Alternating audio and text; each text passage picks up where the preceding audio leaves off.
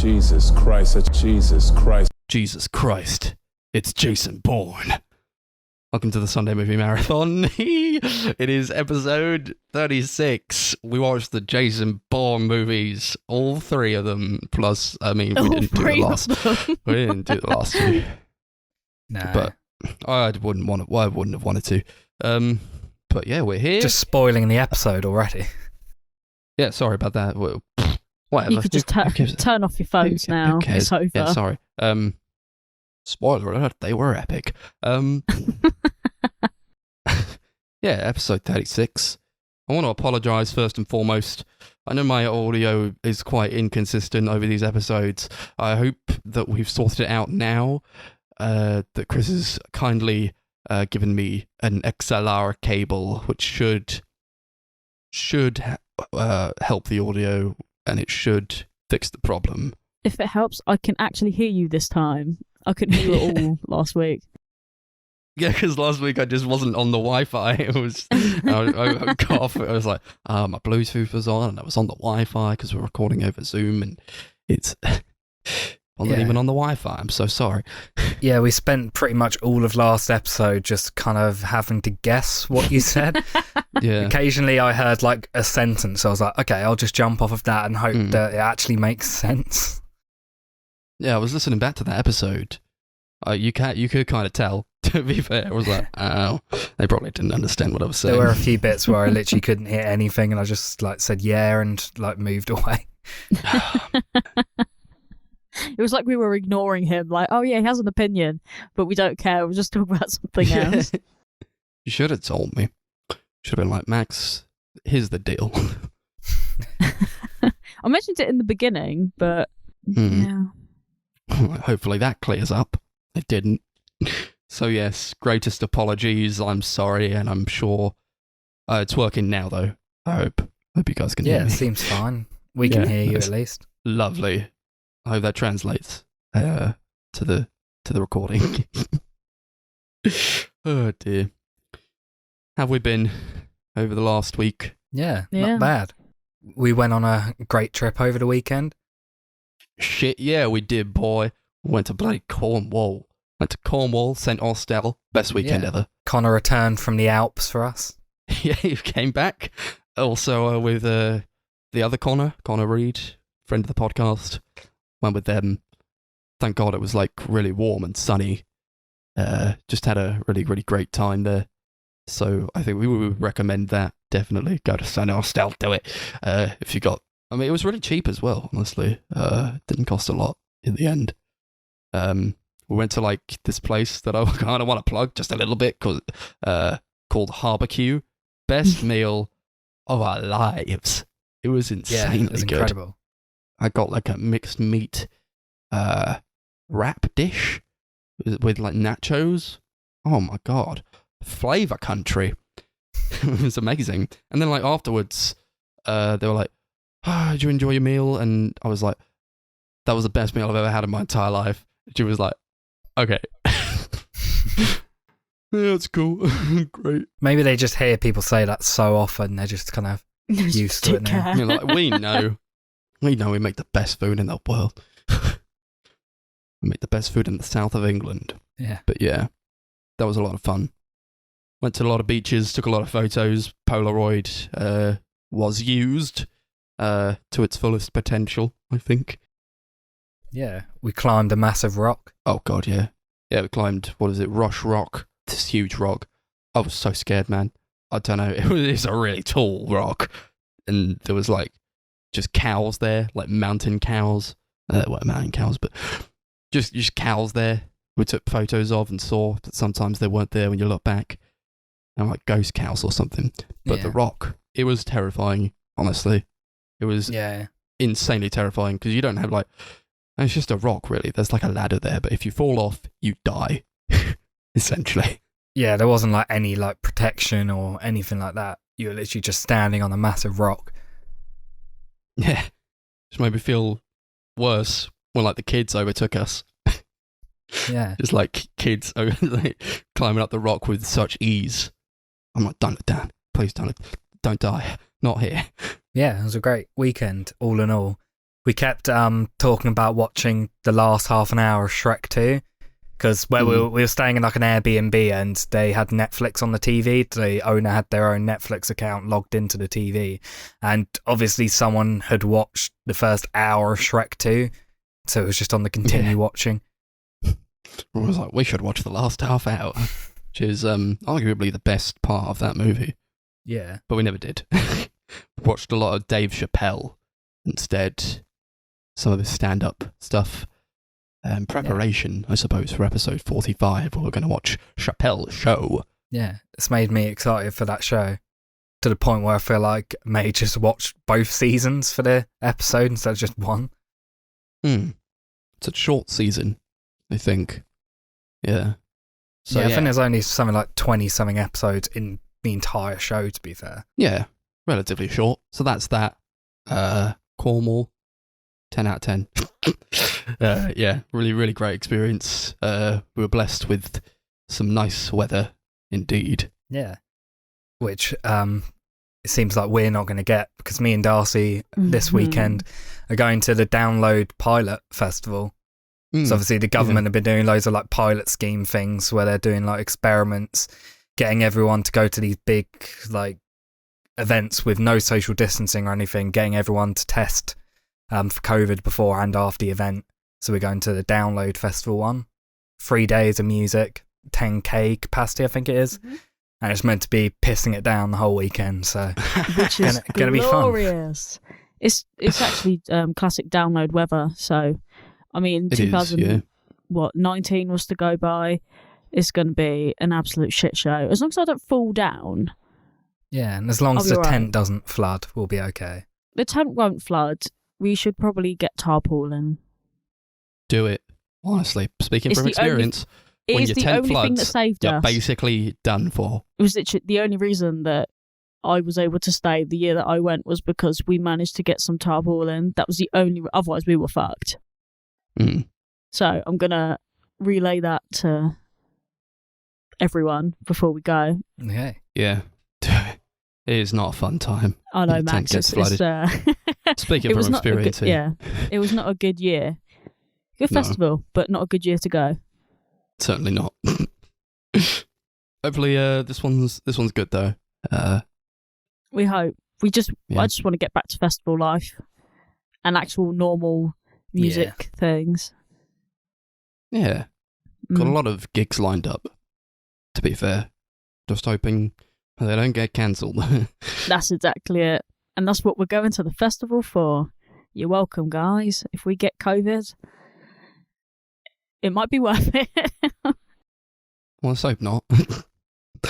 Who knows? I mean, is death worth it in the end? Yeah. You say that. Considering I'm getting like the first, my first COVID jab tomorrow, I'd be very annoyed if we caught COVID there. I mean, truth be told, you are more likely to get it because it's supposed to work like a week or two after you get it. So I would be all right, probably. You might still get it. I know, but I mean, it would be like super annoying that I've gone this long without getting it. I finally get the jab and then I catch it. Yeah, it'd be hilariously ironic. I can't lie. But there are some people that so there's a Facebook page where like all the people that go a lot congregate and things, and a lot of them have said, well, despite it defeats the whole point, but a lot of them have said that they're probably going to wear masks and stuff. Not all of them, obviously, because it defeats the whole issue, but a lot of them don't feel comfortable and they just want to go because they want to finally go to a festival. So eliminate some of the issue, I suppose, but yeah, kind of defeats the purpose. People just want to go back to normal. Exactly, yeah, that's all it is, I think. You got to give these things time. Speaking of time, and time ended death. with those films. Can we get onto them? I think Chris and I want to talk a little bit about a movie that I watched go ahead. last night. Kind of spontaneously just bought a ticket to it on my break. And then after work, I went to see a movie that came out technically last year, but only in the UK this year. So I'm going to count it for this year. It's called The Father. It's directed by Florian Zeller.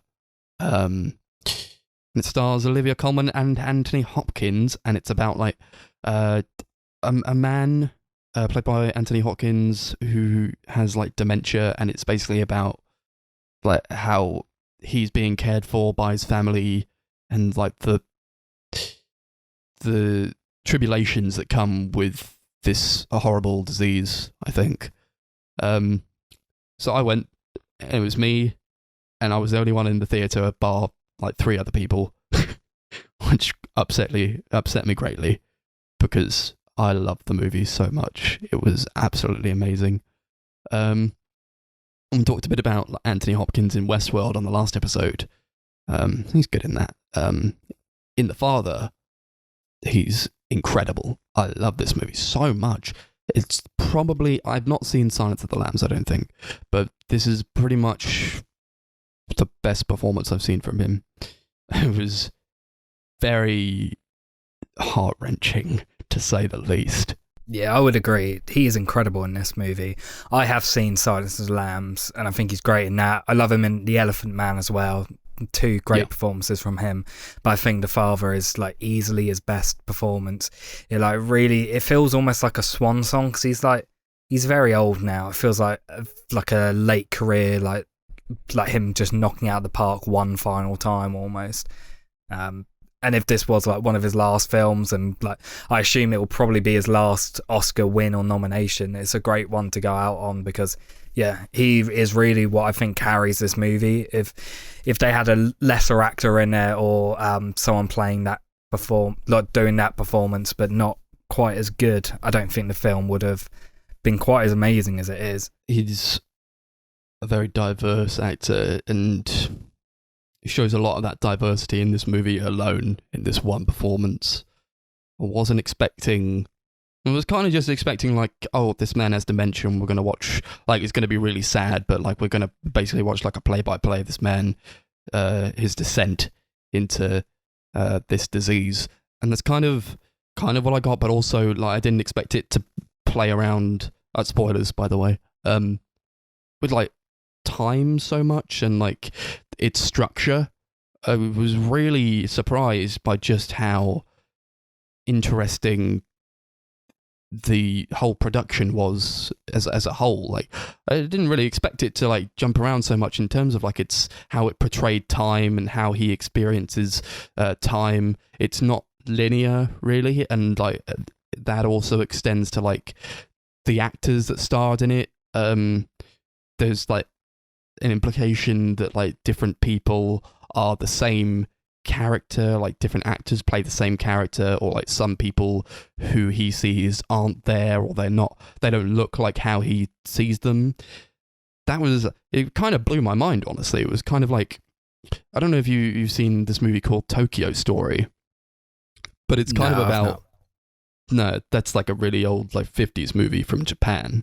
That's kind of about like how like you leave your parents behind and like you stop caring about them, and I got a lot of that from this in a way, and I also got kind of like Arrival vibes from it in terms of like structure as well. I just found it really interesting. Yeah, the film, the way it's structured, it's almost like it puts you in Anthony Hopkins' character's mind, like how like it is for him, and it's quite disorienting, but I think it makes the film like just so much more effective, and it makes the emotions as the film progresses get even more impactful, because you are basically put in the shoes of this character, and I think that's what just makes it so upsetting. For me, the film it reminds me the most of is a film called Amour, directed by Michael Haneke, which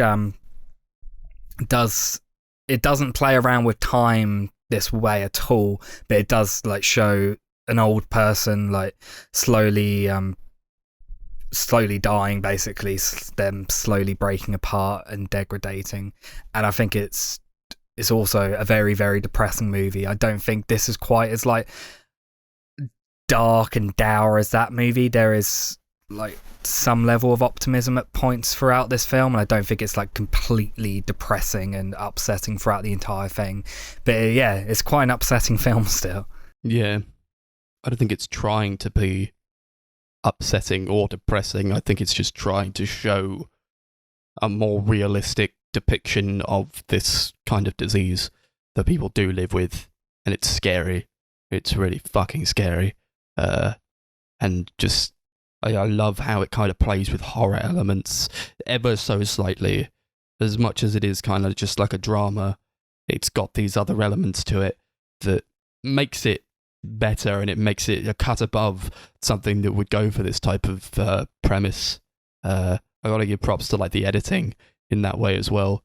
I thought the editing was like kind of really fantastic. I forget who edited the movie.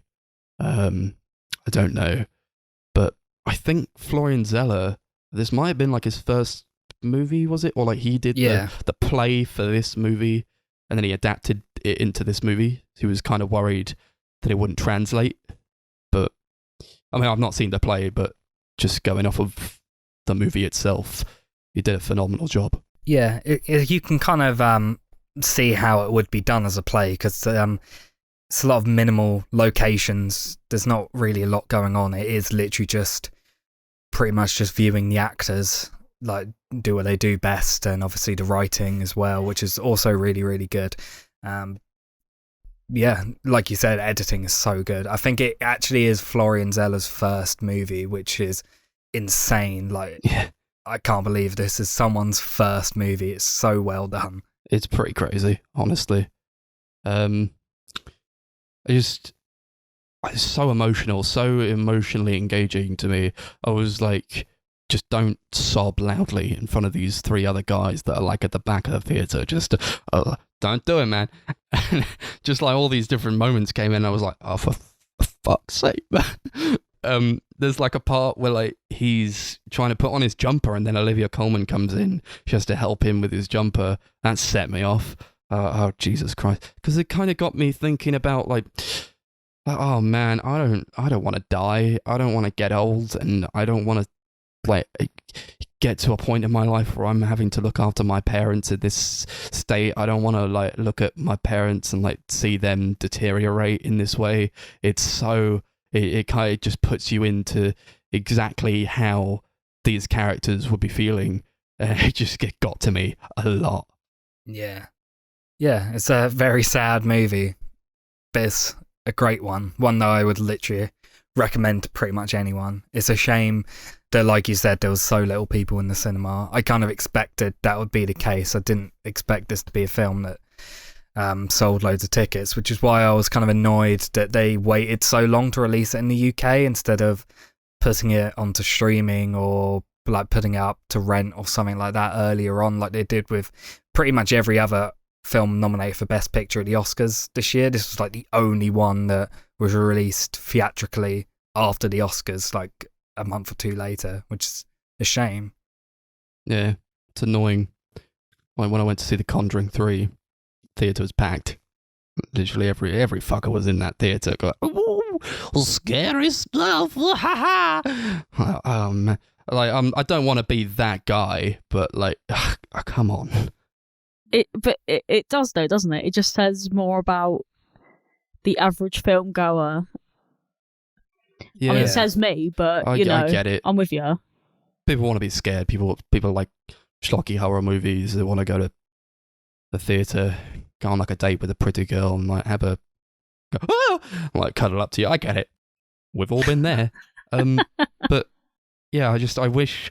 Well, I don't think there's really got any advertising either. I didn't see any advertising for it really anywhere.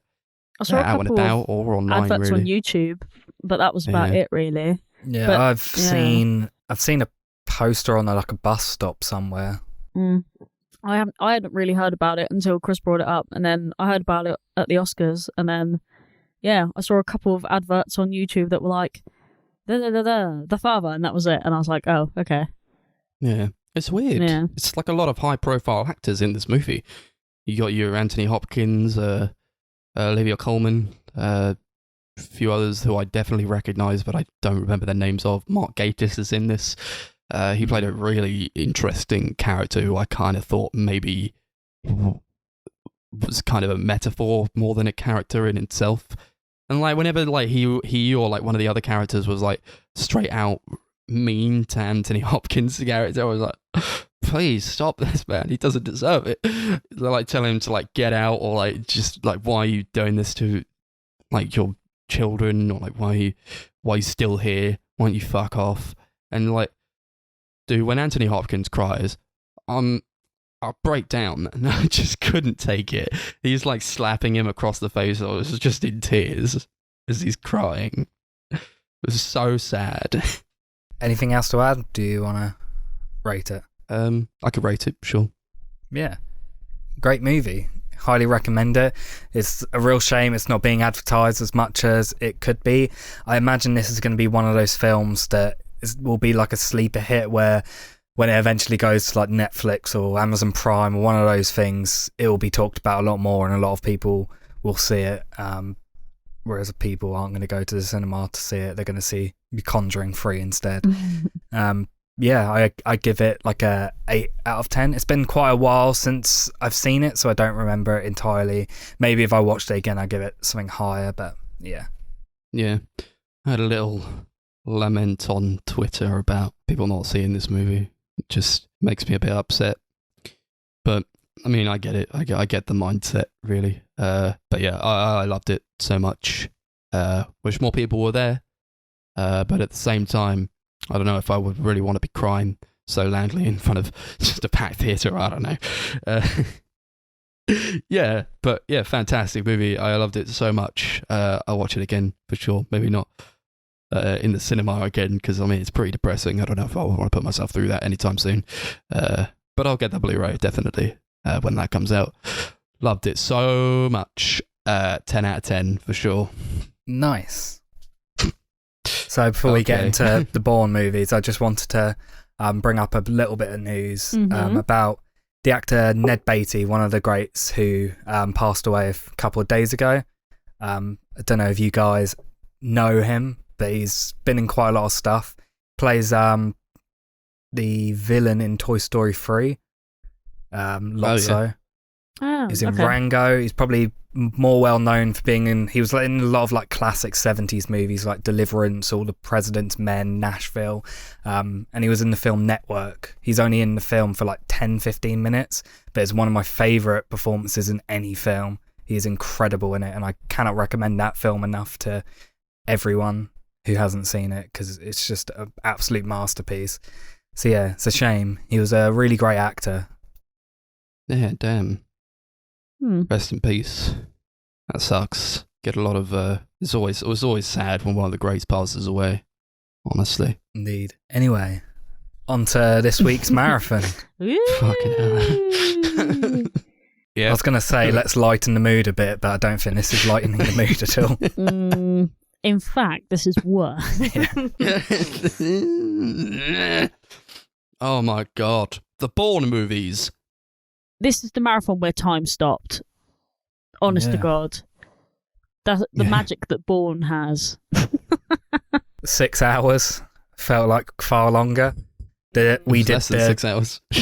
Yeah, that makes it worse. A few weeks ago, we did the David Fincher marathon, which we had to split up over 2 days because it was like 9 hours or something ridiculous in total.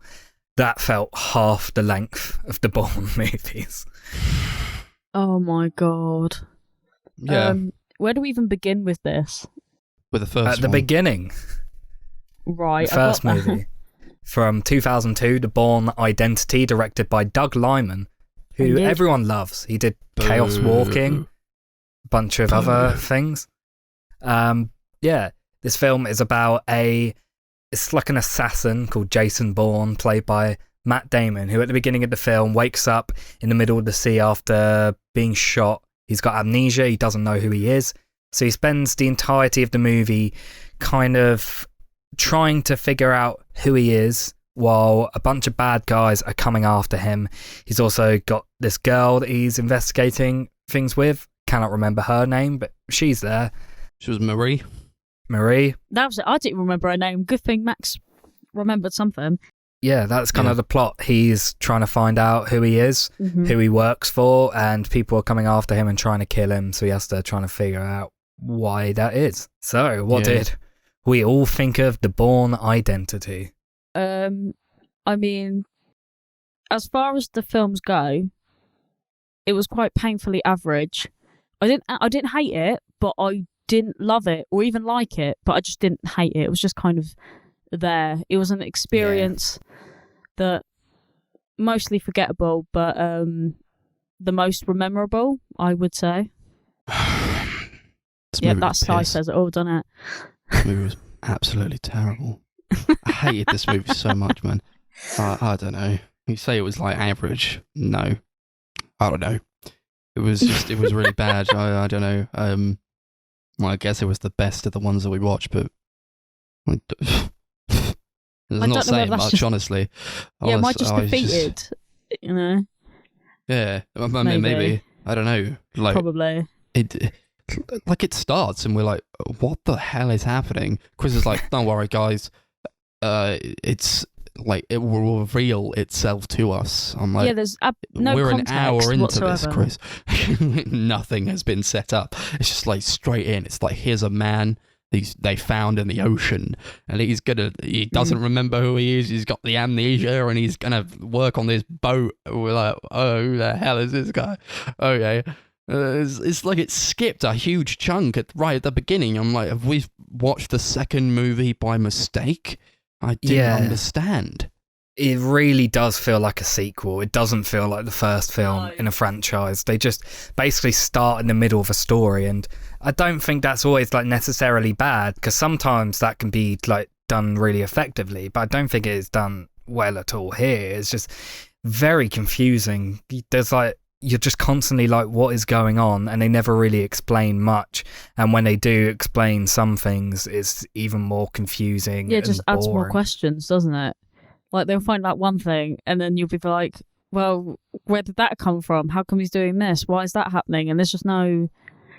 I feel like, I know, it's one of those films where you're not supposed to get the context, because obviously you're meant to follow it with him. Like, oh, he doesn't know who he is, and you're not going to know who he is.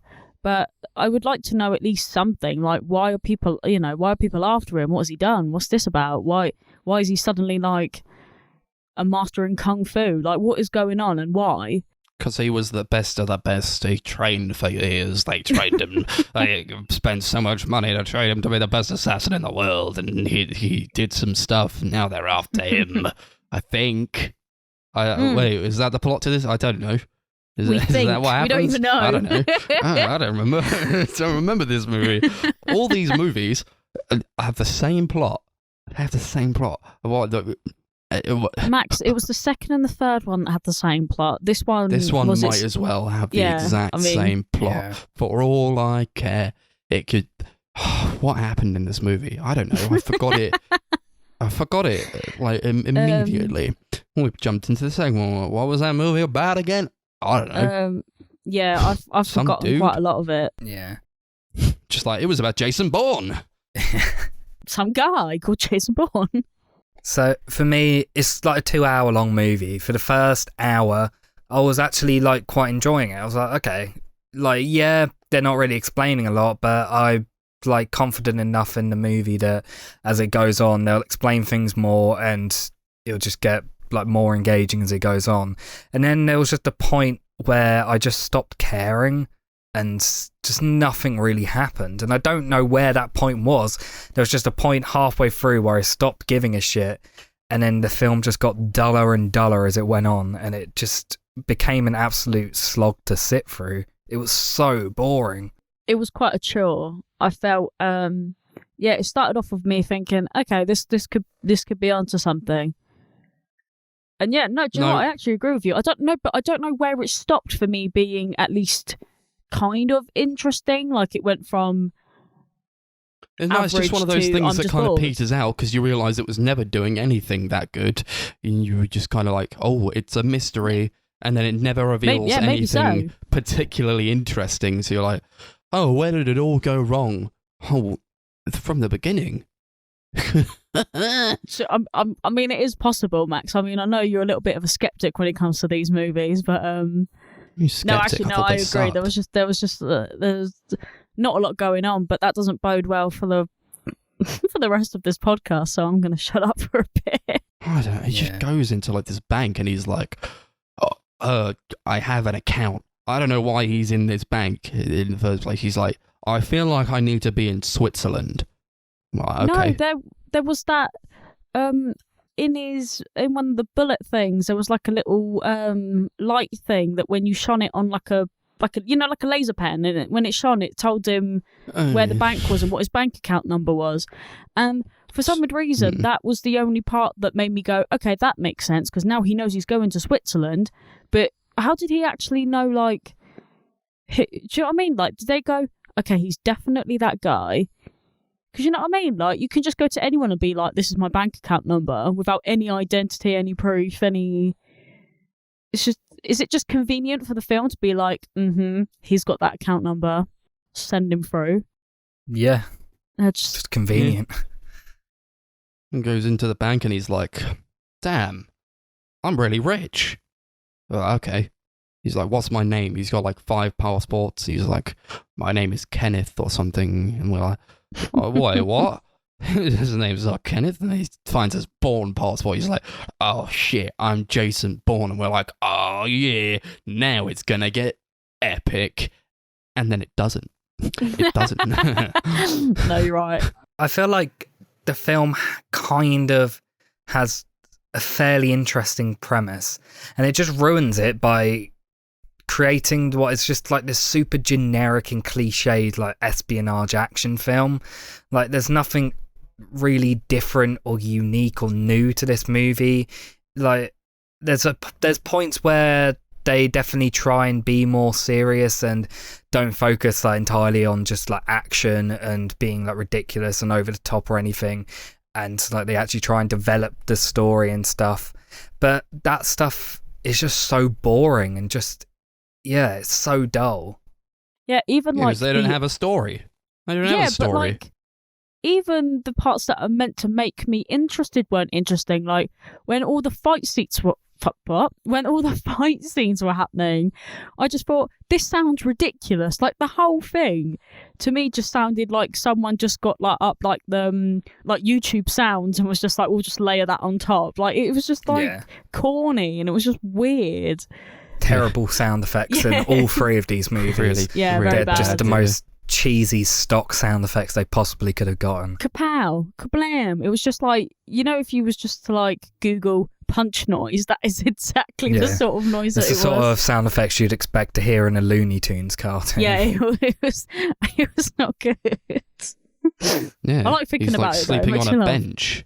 He's like sleeping on a bench in like Germany or whatever, and he's like, these police officers come along, and he doesn't know that he's Jason Bourne yet, and he just like, they're like, you can't sleep on this bench, so he beats them up, and we're like, and he just walks away. He's like, I was gonna leave anyway. Like, why'd you beat them up then? Why'd you beat them up if you weren't gonna stay sleeping on the bed, on the bench?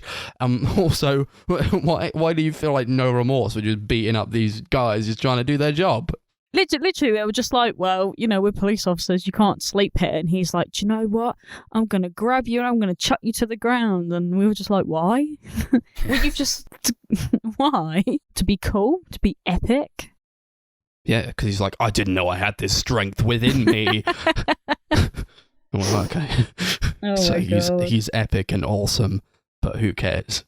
The choreography of some of the action I think is good, and in some of it I think is like very, very boring.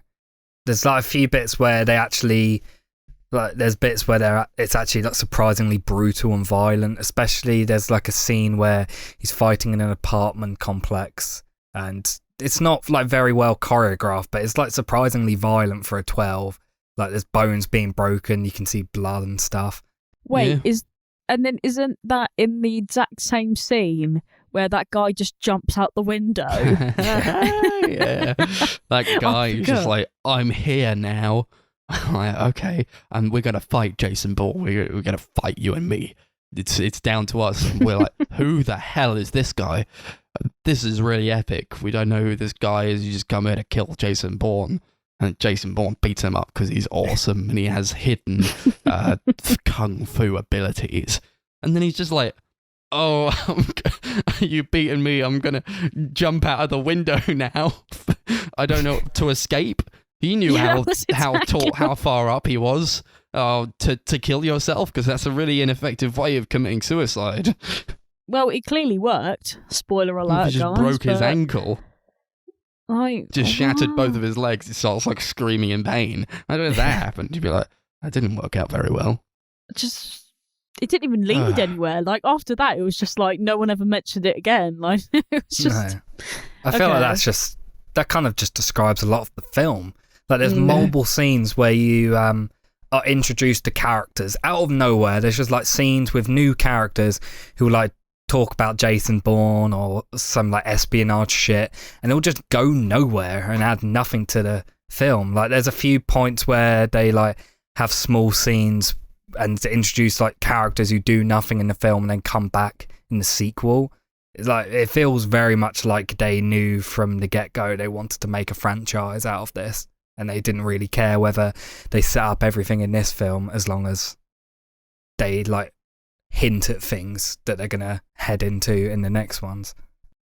Yeah, there's like Clive Owen is in this, and he like every so often it'll just cut back to Clive Owen, and we're like, oh yeah, Clive Owen is in this movie, and he's just like sitting up on some like high rise with a sniper, and we're like, what's he doing? I don't know. It's a completely pointless character, and then all of a sudden, like he comes to the house where Bourne and Marie are staying with like some guy who's there with some kids. I don't know what his deal was, and he's just like. Oh yeah, that was like my favourite scene in the movie, even, and it still sucked. But it's like, like Bourne is like, I've got to make like some sort of distraction, so he just blows up a car or something, and then like they have a showdown and a shoot off. And then Clive Owen's like, I don't know, he just gives him some exposition about like this thing called Treadstone, and then he dies. Oh, why was this here? Why did that happen? Who is this character?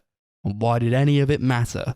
Yeah, like, did anyone even know his name? We're calling him Clive Owen, but did anyone actually know what his name was? I'm pretty sure even in the credits he doesn't have a name. It's just a throwaway character, just to. It's like to, you know, those characters that are just there conveniently to explain the the plot line, whenever it starts getting real, and they go, we need to. I was looking up the character's name. It's just called the Professor. Oh, brilliant! Oh, yeah. Sick. Sorry, I thought you were going to tell me Good something news, else. everyone. Oh, it's Futurama Man. Oh dear. I don't know. I hate a lot of the cinematography in this movie. It's not quite as bad as the sequels, I'll give it that. But there's like a lot of parts where it just looks awful. Like there's loads of like top-down angles during some of the fight scenes, and it just looks really jilted and not very well composed. Apparently, Doug Liman intentionally wanted the camera, when it's like handheld moving like throughout a conversation, he intentionally wanted it to be out of time, so he didn't let the cinematographer like go into the rehearsals or anything or read the script or anything. So the cinematographer was constantly like jumping between the characters talking, not knowing who was going to talk next and when. And I think that's just a terrible idea because it looks awful. That is pretty rough on that poor person that had to. I would be ashamed of my own work at that point. I'd be like, what the fuck is this? What was the point in that? Yeah. It didn't even add anything to it. In fact, it just it took away from it. it just made it worse. It's because Doug Liman's a bad director. Yeah. I feel like I can say that. I feel confident enough to say that he's not very good. Do you know what? I can imagine like a whole bunch of directors seeing things like this. You know, like the guy who did the Cool Cat movies getting cease and desist letters Derek written Savage. to us. That's it. We're all going to get letters written to us about like how we need to stop talking about their films and stuff. Good. I don't want to talk about this film because it sucks. It's so That's true, boring. actually. I don't care about it. I don't really care about it. I mean, like Bourne's supposed to be like this super dude, And like, I didn't get that from Matt Damon's acting at all. I thought he sucked. Like, he's supposed to be like I this, agree. he's like an awesome assassin guy, and like he can't be killed, or like he's the most dangerous man in the world. But he never gets that across with his performance at all. He I doesn't just seem thought cool, he does sucked. he? And like, there's a part where like we already know that he's like the most dangerous man in the world, and then like Marine knocks on the window when he's asleep in the car, and he's like, oh, don't do that, you scared me. I'm like, oh, really? He gets spooked just like that? Oh my god, this guy. Or like, there's a part where like he's like, there's a flashback or something, and he's like on in this guy Wombosi's house or something, and he's like about to kill him, but then he sees his kids, and he's like, I can't do this anymore. He's like, oh, really? They spent all that money training you to be the most badass guy in the world. You can't kill this guy because his kids looked at you? Yeah. I like Matt Damon, but he just sucks in this. He's not a good action star. He shouldn't act in action movies because he doesn't do it well. You know, like some actors are great at being in action movies. Like one of the people considered to play Jason Bourne's like Sylvester Stallone at one point. He's a good action star. He's like has a lot of experience in it. He knows what makes a great action movie star, and I don't think Matt Damon really does it at all, and it just makes all the action sequences like significantly less interesting. Yeah, they're like, look how strong he is. He just looks like a dude. I don't know. Yeah, he Looks doesn't like a even normal- look like he has any like Normally not built that, dude. I don't know. Yeah, like not like you need to have like muscles or anything, but like if you're gonna be a strong person, he doesn't really look like someone who could like fuck you up in a fight, does he? No, apparently he spent like months and months training, and he like had this very vigorous like training and diet, exercise and stuff, and it just you can't really tell at all. I feel bad for him because that seems like quite a lot of effort to go to dedicate to your character, and it just doesn't show up at all. No. Yeah, he's always wearing like long sleeve jumpers. Yeah, that is actually true. Maybe that didn't help, but I mean, I feel kind of bad for everyone in this film in general because it just isn't. I mean, we say that we hate this film, but everyone else in the world loves this film. So, But why? I wouldn't even say I hate this movie. No, I just I don't think either, it's sorry. very good. poor choice of I do, wording. I hate but it. Max I hate does. it. Max is the only one that hates it. Because it doesn't But- try. That's why I hate it. Because it doesn't care. I just. You think I it's just don't see like the a cash point- grab film, I or you don't just know. think it's shit? Like, I just think no one cared about making it. I think like Mm. maybe it was a cash grab movie, but it was also just like whatever. Like, oh yeah, we could make this. Why not? And then it's out there, and everyone loves it for some reason because they could just watch it. And like Matt Damon kills a guy, and I'm like, that was awesome. Okay, I don't want to put down people who love these movies. Like whatever, it's just not my cup of tea, really. No. But I honestly, but it's more than that because I think that it's actually just really poorly made. Yeah. There are a couple things I do really like about the film. There's a car chase in the film, which I actually really enjoyed. I think only because it's like super cheesy and ridiculous. Like, especially the music in that scene's like very, very of its time and dated. I enjoyed that. And I wish more of the action and stuff was like that because it was like the only bit where I was like really enjoying what was happening. And I also really liked the score from John Powell. I think it fits a lot of the tone really well. There's a lot of sections where the music is basically just like creative percussion passages and weird electronic sounds, and I really enjoyed all of that. That's about all I loved from the film. The rest of it's just either average or bad. I kind of liked how when you talk about that car scene, me and Max kind of were like, Yeah, what? What car What? scene? Yeah, Like, I'm there's so a car glad. scene. There's like a car chase in all three of these movies. I'm like, what, Yeah. what was that one again? Yeah, I like don't I was, remember. This one's in the streets of Paris where he's being chased by the police. that didn't help me I at don't all. know. I'm not gonna lie. The Yeah, thing I is, don't know. I have like an idea in my head, but it could have been any of the Yeah. films, to be honest. It looks like he like picks up this girl. He's like, he jumps down from the bank and he's like, I'll give you like 10 grand to drive me to some place. I don't know. She's like, okay. Like, why is she cool with all this? Like, she's just some random woman, isn't she?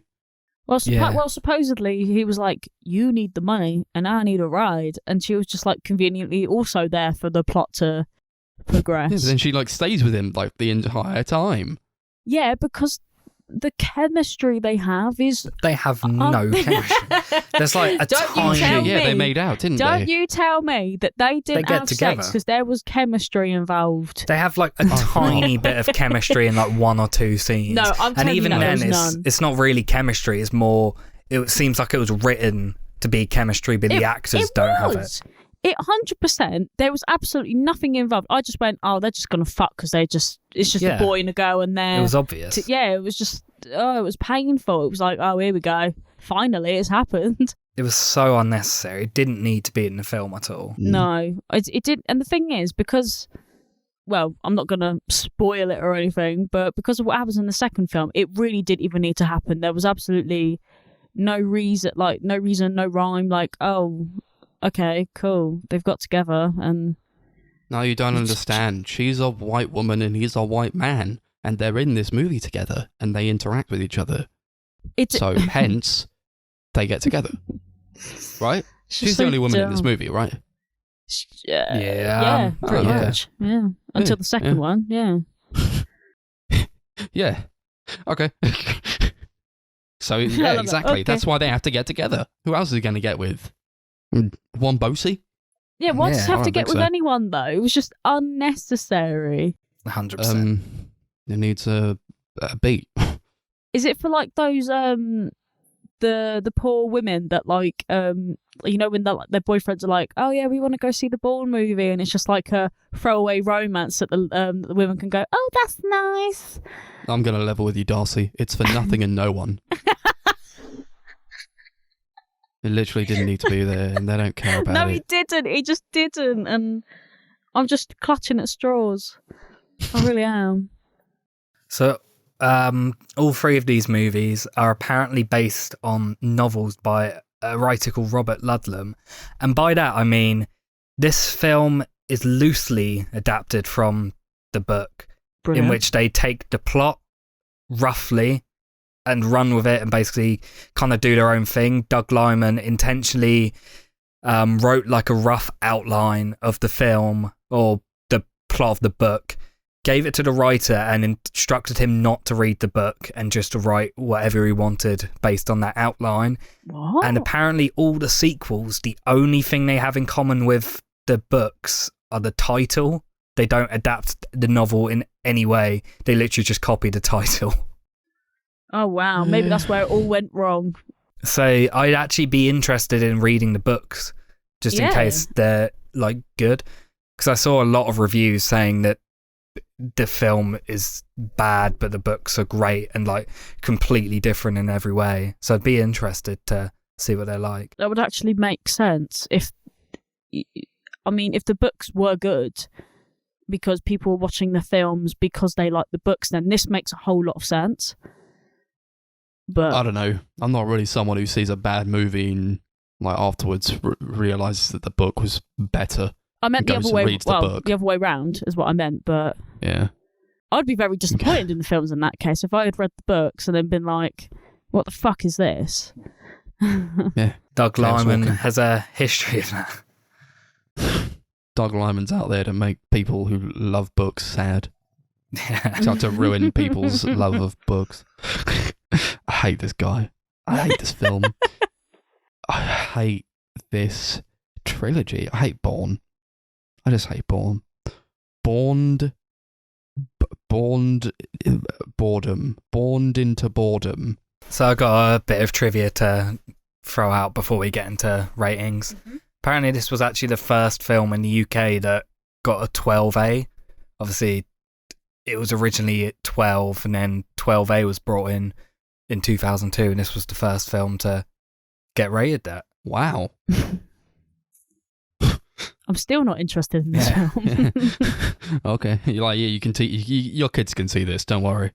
I thought that would change your mind on the film. I thought after hearing that bit of trivia, you actually love it. Oh damn! I've now added 4 extra stars onto my review. Mm-mm. Okay, we can get into Ratings. That's it. That's all I want to say. Yeah. What were you rating it out of? I don't know what the hell happened in this movie. Treadstone. They mentioned Treadstone. I don't even know what Treadstone even is. I don't know. Okay. Something. Treadstones? Okay. Sure thing. Why Okay. not? Who cares? It's about as run-of-the-mill and average as a action movie can be. There's stuff that I do like, but a lot of it's either just really mediocre or just flat out bad. I completely get why Max says it's just shit, even though I don't think it is complete garbage. But I really, really do not understand the hype here at all. I'm going to give it 5 Treadstones out of 10. This is the best Bourne movie ever. Yeah. But it sucks, and I hate it, and I don't like Doug Liman. Sorry, it's just how I feel. Yeah, it was so boring, man. It was so boring. Oh my god, I felt like I was losing my mind in this marathon. I wanted to die. That being said, this isn't the worst thing in the world, but it's certainly not the best or even good. So, I don't know, 3 Treadstones out of 10. I mean, it was a pretty cliche kind of movie. I mean, but I'm not really into the whole like spy movie thing anyway. So when it started and I was like, oh, it has potential, and then it just died out. I mean, there's not really much I can say on it because it wasn't even the worst of the 3 that we saw. Obviously, I know there's more than 3 movies. Don't come for me, people that are listening. But yeah, it's just slightly average and slightly cliche. 5 out of 10. Oh wait, 5 Treadstones out of 10. Nice. Good luck explaining the plot of this one, Max. What plot? Exactly. I have a plot. Well, don't worry, because I'm going to have the same problem trying to explain Literally the third just one. Copy exactly what Max says verbatim, and you'd be correct. Yeah, and then just change it around. just swap it round. Yeah, Swap it around, and you've got it. Yeah. So the next movie was The Bourne Supremacy. Matt Damon's back again as Bourne, and it was from 2004, and this time was not directed by Doug Liman, but it is no less shit. It was directed by Paul Greengrass, who I hate now. But what's this movie about? Well,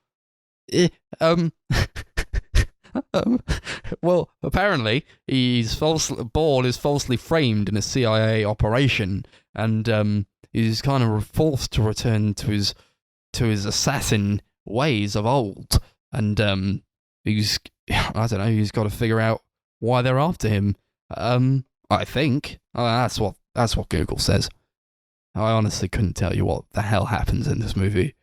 It was somehow less happened than in the first movie, and it was truly terrible. Yeah, this film sucks. I feel really bad because usually, at least with like bad films, I can at least pick out like things that have happened that I can talk about because they were so bad.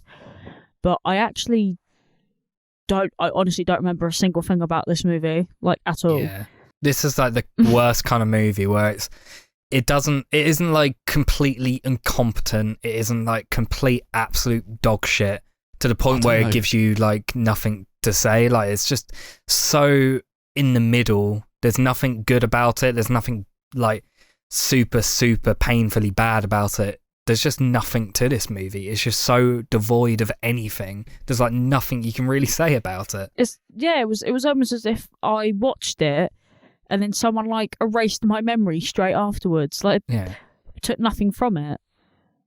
Yeah, they erased-headed us all. I'm literally looking at Chris's notes and I can't remember a single thing. Like the only thing that I remember is this the way that it's been edited, so it just looks like it's grainy and fucking like all the camera movements are like zoom in, zoom out. But I don't remember anything else. Yeah, I remember the part where, like, he's like with Marie, 'cause she's back, and then they're like, we got to run away from Carl Urban or something, because Carl Urban's in this movie, I forgot to mention. He's Russian, and they're like, well, run away from Carl Urban, and then they do the Inception thing where they drive off of a bridge or something. I'm okay, and they hit the water, and like I forget like what really happened, but like maybe she wasn't wearing a seatbelt or something. No, she gets shot, and then they drive off of the bridge. I'm like, okay, well, if the bullet didn't kill her, then surely hitting into the railing on the bridge would. No. Okay, fine. Okay, maybe that didn't kill her. Hitting the water, like 50 or 100 feet below, that would kill you if you've already been shot and plunged off of a bridge. No, she's not dead yet. Oh, okay, well, all right. And then they're like, oh yeah, remember Marie? She's dead now. Oh, yeah, I actually damn, forgot what a great character she was. She got babeled. Yeah, the only reason that I remember that now is because you were talking about how she got shot before she died, and I thought, wait a minute, I've been saying throughout the whole film she got babeled, and then I forgot about it instantly. But Babel, I remember because I made a reference to it. Yeah, Carl Urban, like we said, he's there. He has a Russian accent. I don't remember him really speaking that much, but I remember him speaking with a Russian accent, which was so bad. He shows up at the beginning of the film, kills Marie, and then just vanishes. And like no one ever talks about him again. He just like completely leaves the film. It's like the writer forgot about him, and then he comes back later on. It's like, what was the point in any of that? Yeah, didn't he come back right at the very end just to get arrested or something? Comes back right at the end, so and it was just weird. like, what was the point in the character and like at all? He was like in the club partying. I don't know. He's in the club? What club? Yeah, he was like in the club. He goes out of the club and like his friend's in the car, and he's like, "Did you do the deed?" And he's like, "Yeah, did the deed." Sorry, that was a terrible accent. I don't know. There's like It's just as bad as his. Yeah, Bourne's writing in like a notebook at the beginning, but like all his notes suck. It's like just this like big capital letters that just say like, "Who was I?" I thought that was in the Okay. first one where he's like, it all starts It's in with both of Jason them. Bourne. Like as if he writes notes to himself like, what was it? Yeah, it's like Carl Urban, whatever. Arrow. yeah, he Russian. wrote Carl Urban in it. He was like, Carl Urban is in this. And it was just It was like actually like Arrow, Paul Greengrass's Russian. notes. They swapped them around. It was so ridiculous. Sorry, dear. now that people are reminding me about things that have happened in this film, I'm actually having a bit of a laugh about it now. Yeah. Oh wait, So shit. dumb. No, when Marie dies, Bourne like actually tries to resuscitate her underwater. He's like breathing into her underwater. I'm like, I don't think that's gonna work, man. Oh yeah, I forgot about that as well. I'm no medical expert. I honestly don't believe that would revive someone after being shot and then plunging to their doom. Yeah, definitely not.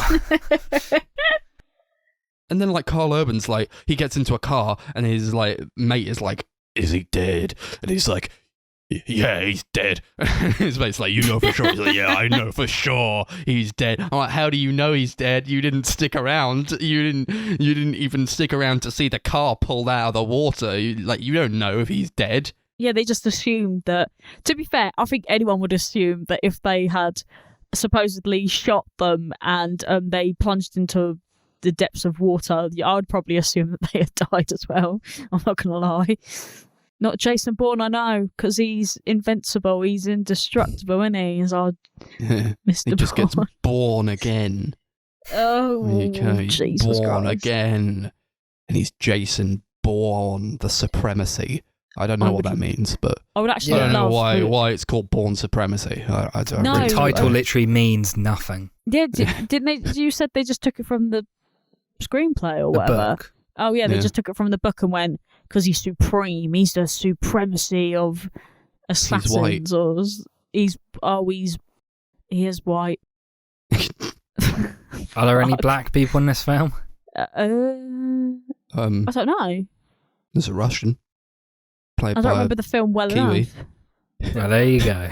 Did you say a Kiwi? Yeah. Oh, he's from... Yeah, okay, Carl sorry. Urban. Right. Okay.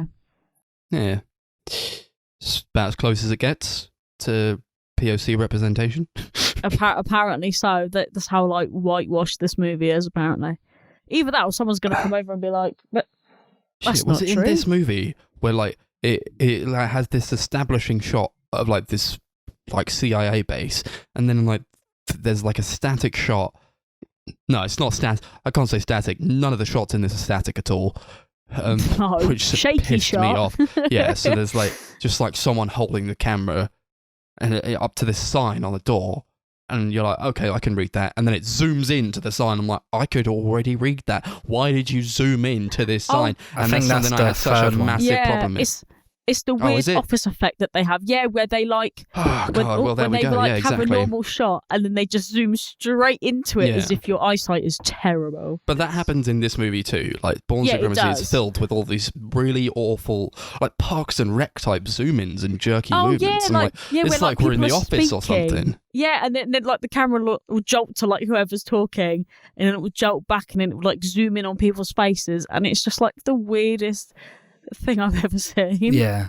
It looks awful. Paul Greengrass wanted to make it look like a documentary and have this like gritty look. What? So he used entirely handheld cameras all throughout. He intentionally muted the color palette. He basically used almost no like CGI or anything and did all the like had all the stunts practical and everything. And some of that I'm like, yeah, I kind of respect him trying to get it more practical and stuff, but it looks awful. Everything in the film looks awful. The colouring is just, it looks incredibly saturated in some shots. There's like bits where the skin tones are just really, really blown out, or like in the darker scenes, it literally looks like they filmed it in daylight and turned down the brightness and up the contrast, and it looks awful. Oh yeah, and everyone looks like they have like jaundice and stuff. 'Cause everyone Yeah. looks yellow or orange. Yeah, it doesn't look right at all. The camera work, like we just said, is awful. Like the way it just, like there's all the crash zooms throughout, which literally are like, it's like something from Parks and Rec or The Office, and it's like almost comedic at points because you just have that connotation of it being in that sort of like mockumentary sort of series. During the action sequences, it's all shaky camera, and it's so disorienting, and like you barely know what's happening during any of the action sequences. Yeah, there's like a fight in an apartment.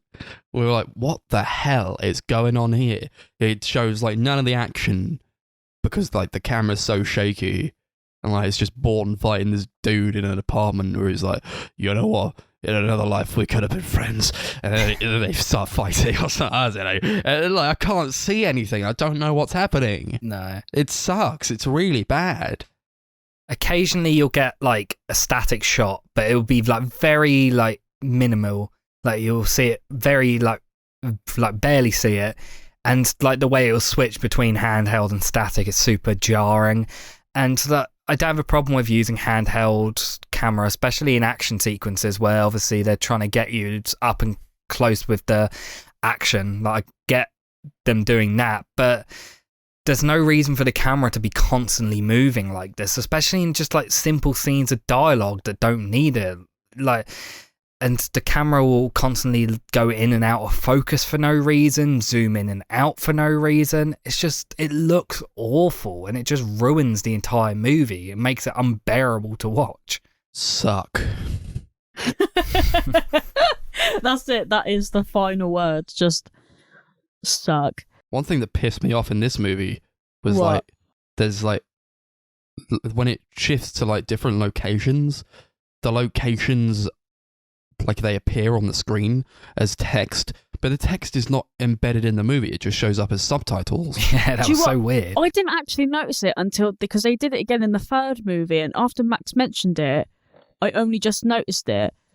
But if you don't have your subtitles on, would you not have seen that? Would it just been I a don't shot know. of like the I city? don't know. It may have still come up. There was one time, I don't know if you guys noticed it, the first time it did that, there was like in some films where text will come up on the bottom to show the location, there'll be like some electronic sort of typing effect almost. Yeah. It did that, but the text came up as a subtitle, so it didn't work. Oh, so it was just like subtitle, but the noise was going tick, tick, tick, tick, Yeah. tick. No, I didn't notice that, but that is so funny. In the first movie, it was like, who is this man? Like right at the beginning, but like when he spoke off screen, it would say, and Bourne says, Yeah. oh, okay, I guess he's Bourne. Oh yeah, like the little brackets, as if like, oh, we finally know who Bourne is. We can just close the Okay. chapter, shut the film off, be done.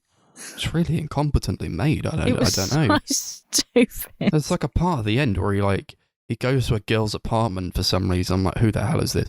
And he's like, oh, I'm so sorry, but I killed your parents. Like when I was an assassin, I killed your parents, and I'm so sorry. I'm like, why is this here? And then he just like leaves. Okay, like, what? This didn't need to be here. I feel that about a lot of the movie and a lot of the characters that I don't remember. There's like a guy with, all I remember of him is he had grey hair. I don't know, he sucked. And like he just stabs this dude, throws him down the stairs. Who was the guy he killed? I don't know.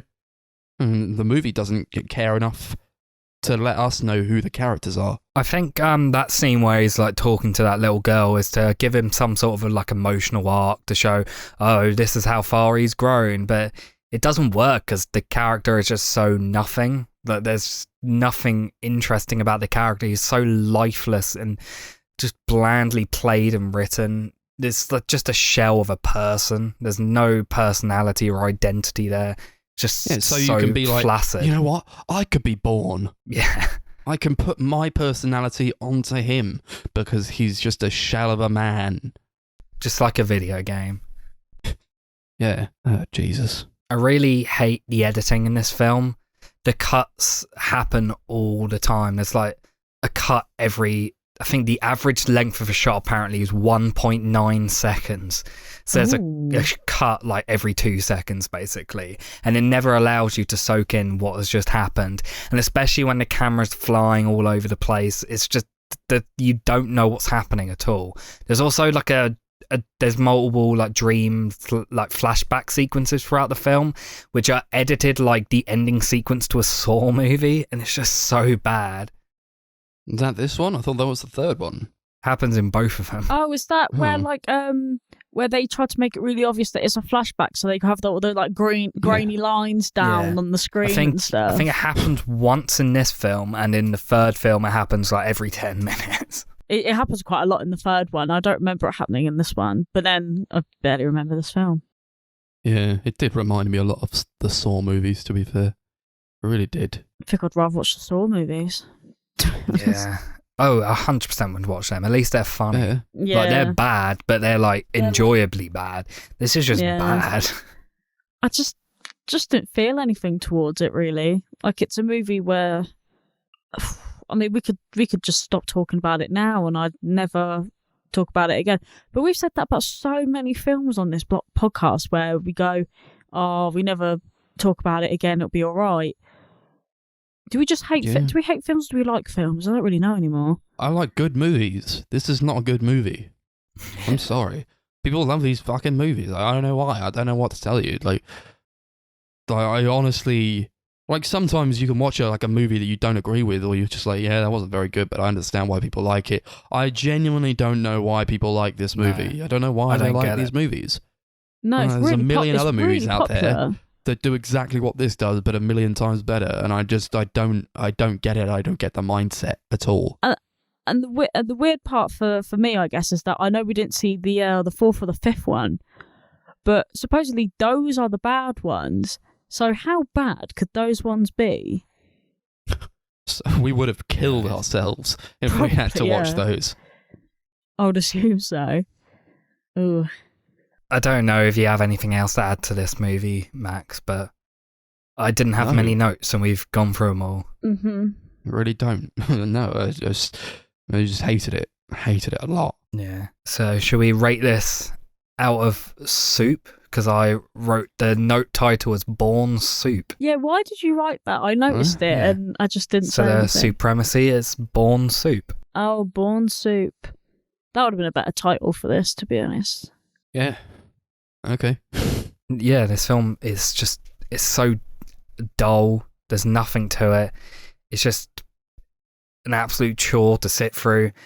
And I was actually in CEX today, and they had about 20 copies of all three of these movies in the £1 section. I actually bought the trilogy as a box set for 50p a couple of years ago. And they had an extended version of this movie. So that would have been rough for us if we had to do that. I'm glad that's not the one that was on Netflix, because even like an hour 45 minutes, that was far, far too long. Yeah, I give it 3 soups out of 10. Yeah, so not the worst thing ever, but pretty bad and just really bland and boring. Yeah. Sucked. So I just hated it so much.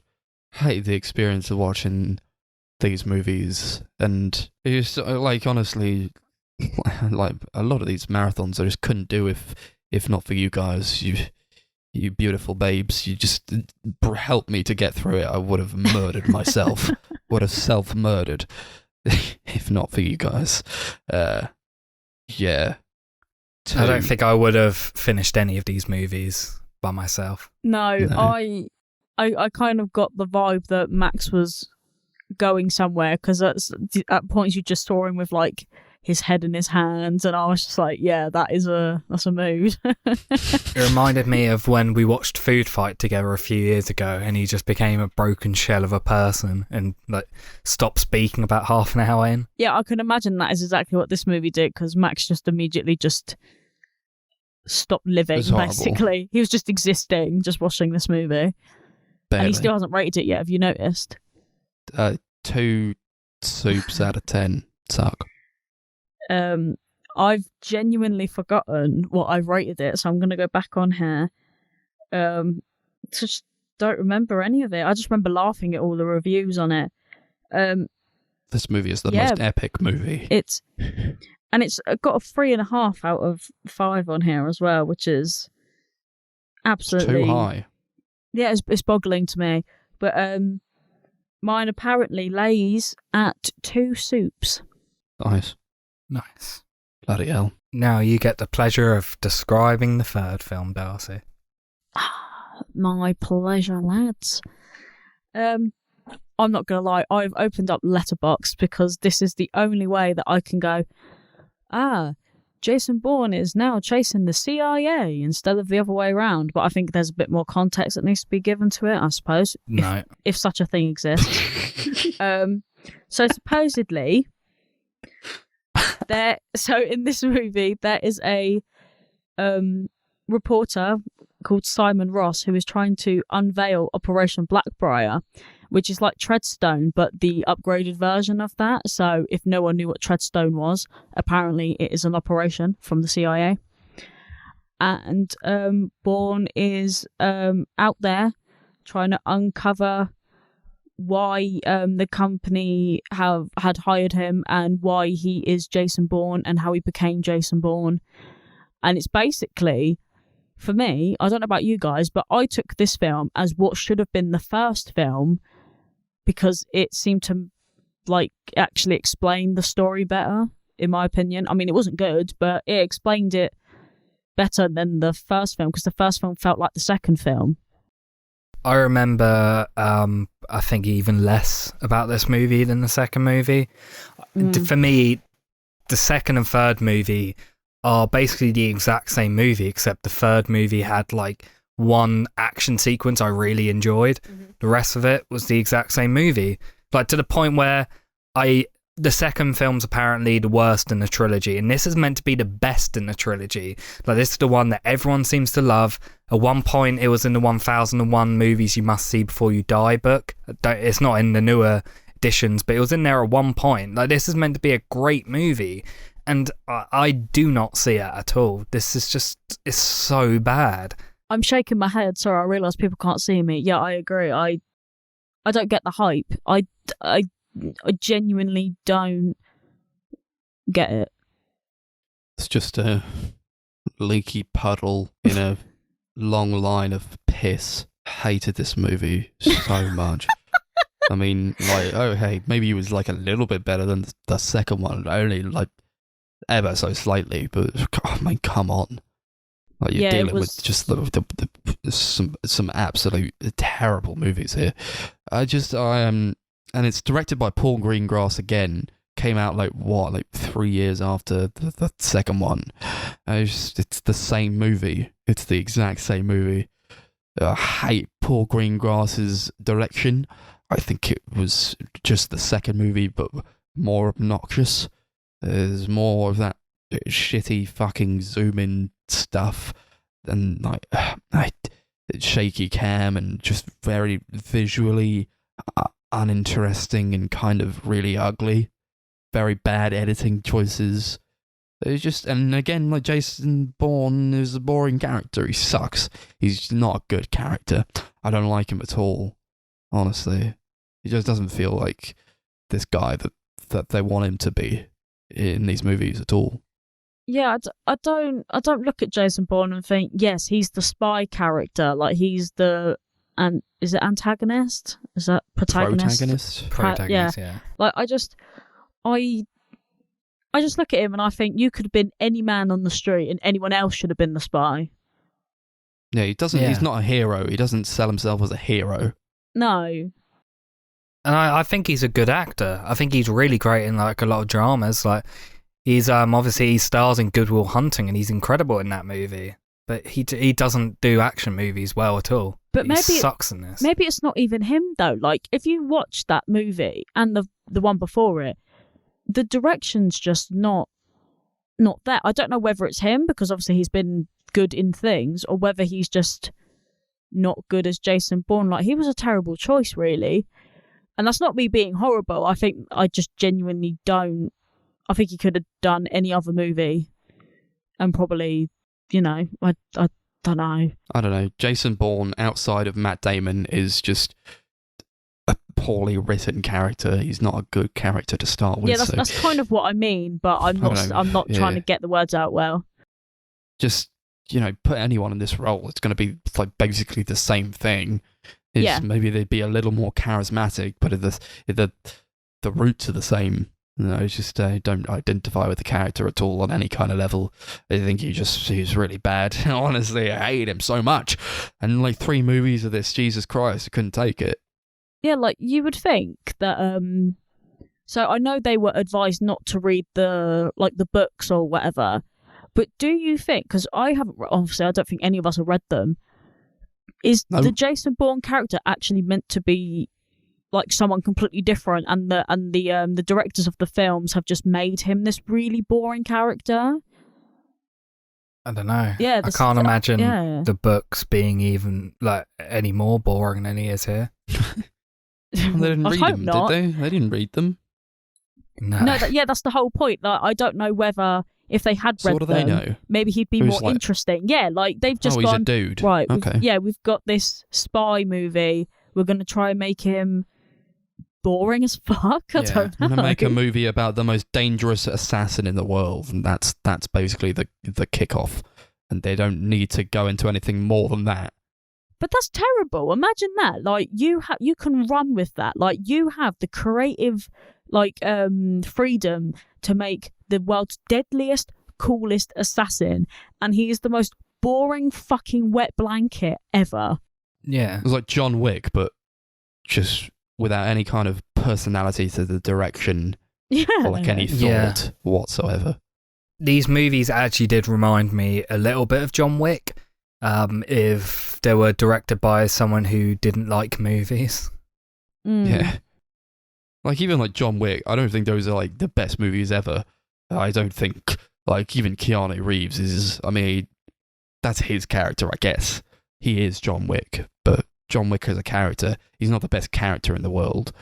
But like the action is astounding, and like a lot of the direction, especially in like the third movie. I really, really love the third movie.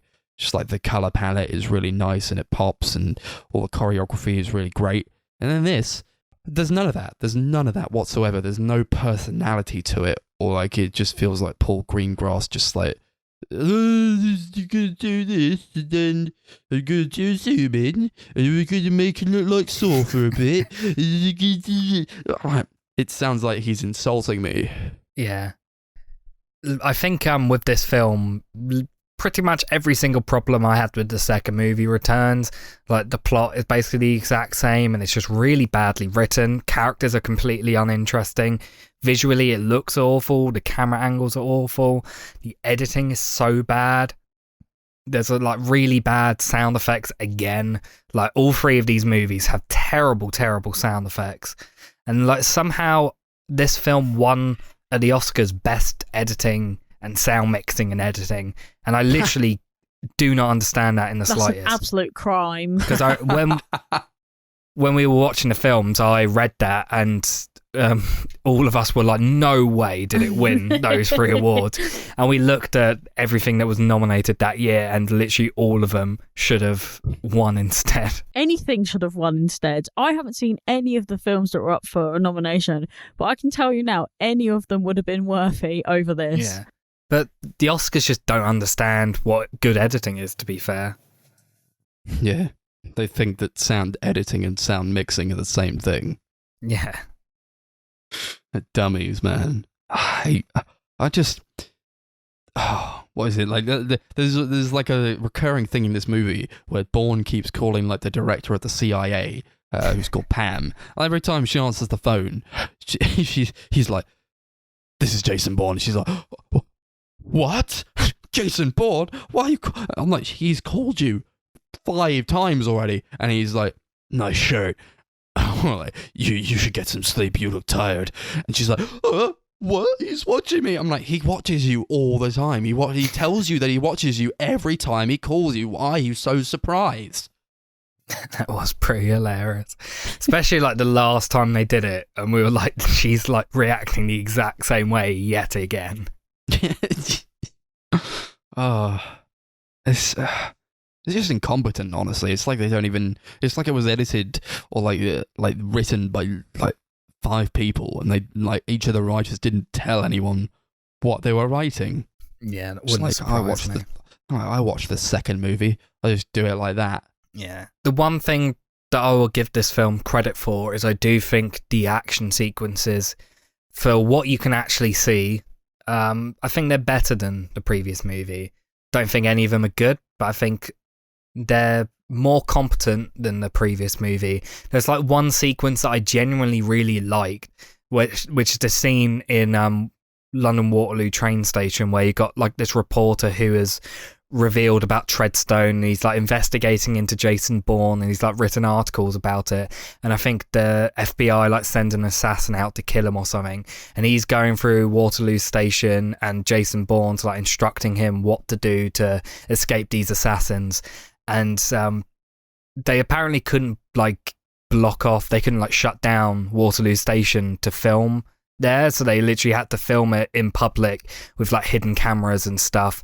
And although I still find that camera work, like the handheld nature of it, fairly annoying, I also think like where it's like very claustrophobic and you can't really see what's going on, I think that actually makes it a little bit more tense during that scene. And yeah, I really enjoyed that bit. But after that, there's like no reason for that to be there at all. Like, that character adds nothing to the story of the film. After that, they kind of just move on and forget it happened. Which is a shame, because that was like the one bit I really liked. The rest of it is just nothing again. Yeah, that was the best scene in the movie, even though it still sucked. I don't know, I've seen like the hidden camera technique used better in other better movies, you know. Same. It's like it's okay for Bourne, I suppose, but I mean, like Paddy Considine, he's in this movie, I guess, and he plays like this journalist for The Guardian. And then he just dies. I'm like, what? Why did he matter then? Like, what was his character about? He's like, "Jason, please help me get out of this mess." And then Jason's like, "All right, whatever you do, don't go out of the door." And he's like, I'm going to go out of the door, Jason. And then he gets shot. Yeah. Yeah, it's not like an amazing scene. Like you said, I've seen it done a million times, like similar sort of things, but I enjoyed it for what it was. It's like the only time throughout this movie where I was like, okay, yeah, I actually liked that.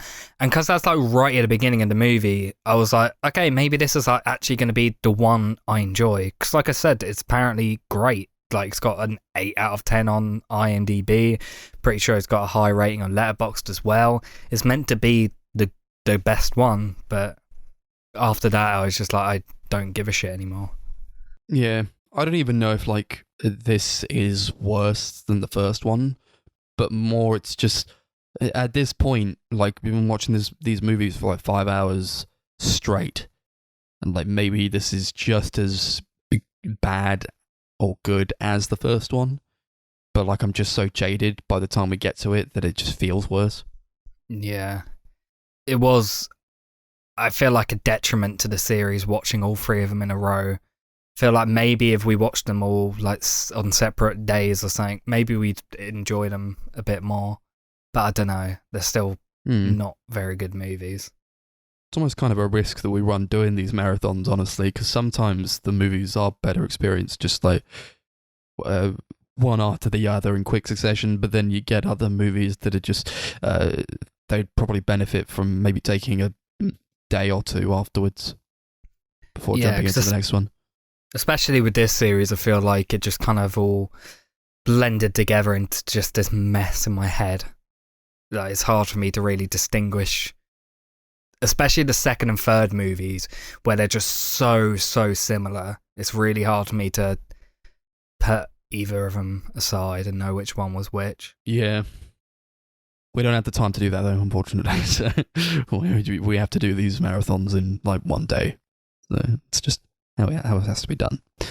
Sorry. I don't think it would have made these movies better, honestly. I do not want to talk about this movie anymore. I don't want to talk about it anymore. So, no. Should we go on to the ratings? Yeah. For Bourne Ultimatum? Sure thing. What should we rate this one out of? God, what happened in this movie? How about Surprised Pams? Surprised Pams? Yeah, when she is surprised and she goes, Jesus Christ, it's Jason Bourne. Sure thing. Somebody else does. And I'd watched like a clip and I was like, that's not the guy who says Jesus Christ, it's Jason Bourne. I guess they say it twice in this series. But yeah. I guess they just loved that line and wanted to bring it back. It is really funny. Yeah. Yeah, this I just don't get it. I don't get the hype for this movie. It's like the second movie again, slightly better, but not by much. I don't think it's a very well-made movie. I think it's just very, very, very dull, so boring. I just didn't give a shit about it. I'm never going to watch it or think about it again. Yeah, I give it like 4 surprised Pams out of 10, I guess. I just don't like this series at all. Won't watch the last 2. Definitely not. No. And this one sucked. It was awful. Really bad movie. Left a sour taste in my mouth. I was so done. I was like, is that Jason Derulo riding that motorbike? I don't know. Maybe it was. Maybe Jason Derulo was in this movie. That made it funnier, I guess. Of course, Bourne beat him in a shower, which was oddly homoerotic, that scene. So I did like that. And for that and that alone, it gets 2 surprise Pams out of 10 for me. I don't care about this movie, but apparently I gave it a 4 surprised Pams out of 10. Let's not talk about this movie ever again. Okay, goodbye. Yeah. Of course, there was 2 more movies, which we aren't going to talk about. You got The Bourne Legacy, which came out in 2012, which stars Jeremy Renner instead. Basically, Matt Damon said that he wouldn't do another Bourne movie unless Paul Greengrass was directing. So because they were making another one and Paul Greengrass wasn't going to direct, he decided not to do it. And they apparently just create this completely new character who is basically just the same character again, but played by Jeremy Renner this time. That one was actually directed by Tony Gilroy, who wrote the screenplay for the first 3 of them. And he got Jason Bourne in 2016, directed again by Paul Greengrass. This is the one I had no clue existed until just before doing this marathon. I had no clue there was a 5th movie. Apparently it's like just the exact same as the 2nd and 3rd movie again, but that one people don't really seem to like. I think people kind of saw through like a lot of the issues with the other movies, and apparently it literally just feels like they're just doing the same thing again, and it's just not as interesting. So yeah, I'm glad we didn't watch those ones as well. Yeah. That would have been hell on earth. That would have been actual torture. Thank goodness. All right. Speaking of torture, shall we see what the next marathon is? Woo! Yeah. Hope it's something good. Please give me something good.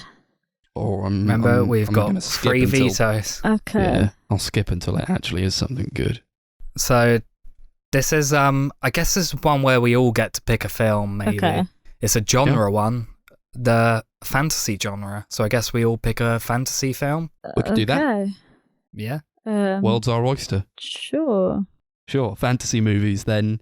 The next one, obviously we don't have to decide right now, but you'll know what we choose in the next episode 37, the Sunday Movie Marathon. So yeah, thank you so much for listening, sticking through with us with the Bourne movies. If it was hard to listen to, think about how hard it was to watch. So yeah, thank you very much. We got our social media accounts, of course. We've got YouTube, the Sunday Movie Marathon, Twitter at Sunday Movie Pod, Facebook at Sunday Movie Marathon, and Letterboxd at Sunday MM. Thank you very much once again, and stay tuned for next week, fantasy movies. I can't wait. Hope it's something good. Oh, yeah. Please don't let me down, guys. Don't let me down. Shrek 2. Cool. That is a good fantasy movie, but I don't think we can do that one.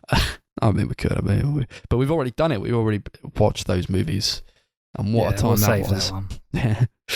Anyway, that's that. Lovely. Born forever. Born to die of boredom. God. Yeah. Goodbye. Bye. It's a me, Mario. Next week's movies are has from 19th to